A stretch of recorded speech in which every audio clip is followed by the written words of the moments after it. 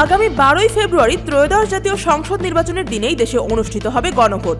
এই গণভোটের মাধ্যমে জুলাই সনদ বাস্তবায়নের বিষয়ে ভোটারদের কাছ থেকে হ্যাঁ অথবা না মতামত নেওয়া হবে।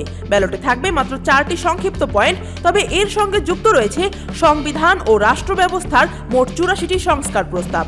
গণভোটে হ্যাঁ জয়ী হলে আগামী সংসদ এইসব সংস্কার বাস্তবায়নে বাধ্য থাকবে, আর না জয়ী হলে পুরো জুলাই সনদই কার্যকর হবে না। সংস্কার কমিশনের প্রস্তাব ও রাজনৈতিক দলগুলোর সঙ্গে ধারাবাহিক আলোচনার পর জুলাই সনদে 84টি সংস্কার প্রস্তাব অন্তর্ভুক্ত করা হয়েছে।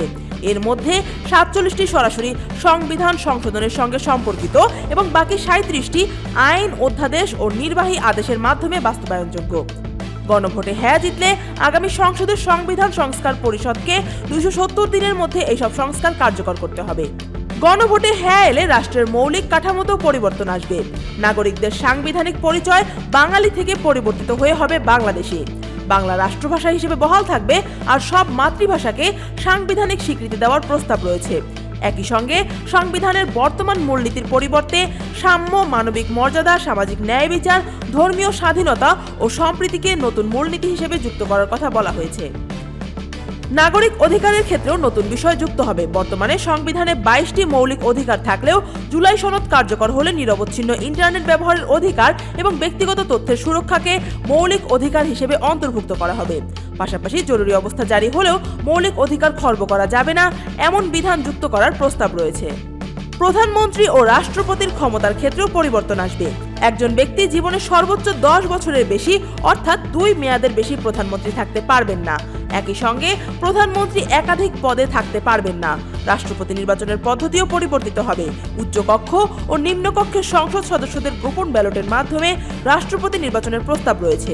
এছাড়া কয়েকটি সাংবিধানিক কমিশনে নিয়োগের ক্ষেত্রে রাষ্ট্রপতির স্বাধীন ক্ষমতা বাড়ানোর কথাও বলা হয়েছে। সংসদ ও নির্বাচন ব্যবস্থায়ও বড় ধরনের সংস্কার প্রস্তাব রয়েছে। জুলাই সনদে সংসদকে দ্বিকক্ষ বিশিষ্ট করার কথা বলা হয়েছে। উচ্চকক্ষে থাকবে 100 সদস্য, যাদের মনোনয়ন হবে রাজনৈতিক দলগুলোর প্রাপ্ত ভোটের আনুপাতিক হারে। একই সঙ্গে তত্ত্বাবধায়ক সরকার ব্যবস্থা পুনর্বহালের প্রস্তাব রয়েছে। নারীদের সংরক্ষিত আসন ধাপে ধাপে 50 থেকে 100-তে উন্নীত করার কথাও বলা হয়েছে। সংসদের ডেপুটি স্পিকার বিরোধী দল থেকে নির্বাচিত হবেন এবং বাজেট ও আস্থা ভোট ছাড়া অন্যান্য বিষয়ে সংসদ সদস্যরা দলীয় সিদ্ধান্তের বাইরে স্বাধীনভাবে ভোট দিতে পারবেন। বিচার বিভাগ ও সাংবিধানিক প্রতিষ্ঠানগুলোর ক্ষেত্রেও পরিবর্তনের প্রস্তাব রয়েছে। প্রধান বিচারপতি নিয়োগ বাধ্যতামূলকভাবে আপিল বিভাগ থেকে দেওয়ার কথা বলা হয়েছে।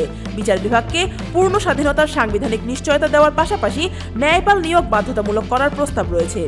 একই সঙ্গে দুর্নীতি দমন কমিশন, সরকারি কর্ম কমিশন ও মহা হিসাব নিরীক্ষক সহ গুরুত্বপূর্ণ সাংবিধানিক পদে নিয়োগের ক্ষেত্রে বিরোধী দলের অংশগ্রহণ নিশ্চিত করার কথাও উল্লেখ আছে। সব মিলিয়ে 12ই ফেব্রুয়ারির গণভোটে ব্যালটে যে 4টি সংক্ষিপ্ত পয়েন্ট থাকবে তার আড়ালে রয়েছে সাংবিধানিক ও রাষ্ট্র ব্যবস্থার বিস্তৃত পরিবর্তনের প্রস্তাব।